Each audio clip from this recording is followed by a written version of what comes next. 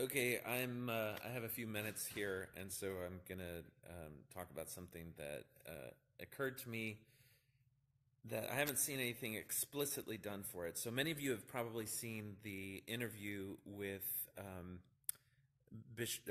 Elder Holland that showed on the BBC. A reporter sits down. He thinks it's going to be kind of a PR fluff piece. It happens during Romney's election, and then the interviewer starts hitting him with some pretty hard questions. At one point, he says, did Romney swear an oath that include like pantomiming his death in the temple? And Holland says, no, there are no penalties in the temple. And then the interviewer calls him out and says, well, there used to be. And Holland says, yeah, okay, there used to be penalties in the temple. Well, I thought about that, and I think as a Mormon, you have to ask yourself, okay, if Joseph Smith restored the temple ceremony and restored the endowment, then it doesn't seem right that things should then be taken out of it. Something as critical as, the whole token and sign and penalty, those were all part of the same deal. That was at each level, you had a token, a sign, and a penalty, and a name. And so those of us that went through the temple afterwards, after the change in 1990, have no concept of the penalty, but allusions to the penalty are still there. And they're there in a way that you maybe don't realize. So if you go back and look at the original penalties and validate that they are equivalent to what the Freemasons were doing, specifically that at 3 different levels you had 3 different types of penalty. You had the slicing your throat, you had the ripping your heart out, and then you had slicing your belly with a motion across your belly. So when they did those penalties back before they removed it, you want to pay attention to exactly how the penalty was conducted.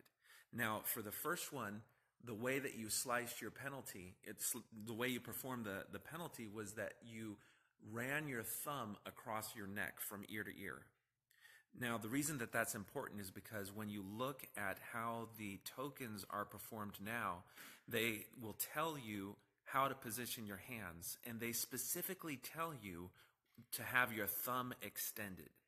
And the thing that you don't realize if you never went through the old ceremony is that the thumb represented the blade with which you cut yourself, with which you cut. So the thumb itself is an allusion to the penalty. And so when you hear the officiator saying, that for the first sign, you have your hand out with your thumb extended, that thumb represents the penalty. The penalty is still there. The blade that committed the penalty, that committed the cut, is still there. And you go to the next level. And if you look before they took the penalty out, and if you look at the Freemason penalty, it alludes to having your heart ripped out. And the motion, at the end of the motion, your hand is in this cupping shape because it's holding the heart that you've ripped out. And so if you pay attention to the shape that your hand is in, it's the position that you would be in after you ripped your heart out to signify that part of the ceremony. And so I always wondered when I was going through the temple, like, why do they tell you to put your hands in these particular shapes? And those shapes are allusions to the bloody penalties that will still there. And that's why the brethren, the people who modified the temple ceremony, can say, well, we've modified it, but those things are still there. And then the final one is, you have your hand down, but again, if you listen to the officiator, he says you have to have your thumb extended. And that extended thumb is an allusion to when previously you had to move your hand across your belly, and the thumb represented the knife that was going to be sliced open. And so at the end of that motion, your hand is down and the thumb is extended because the thumb was the blade that was the part of the penalty.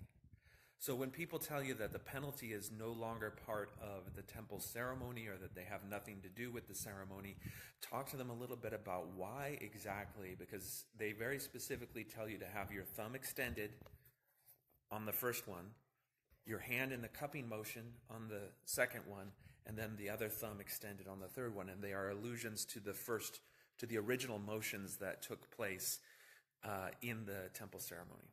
So I think at some point I'll probably do a video with this where you can, I think, combining New Name Doesn't Noah's video footage with imagery from the Freemasonry exposés will really make this explicitly clear. Also, if you look at the language describing the original Freemason penalties that existed at the time, as well as the early Mormon exposés that talk also about the penalties, and we'll be able to reference that more explicitly for anyone. It's always hard to talk to Mormons about this because they think that anything having to do with the temple is strictly forbidden, but that is a little thing that you can use as a conversation starter.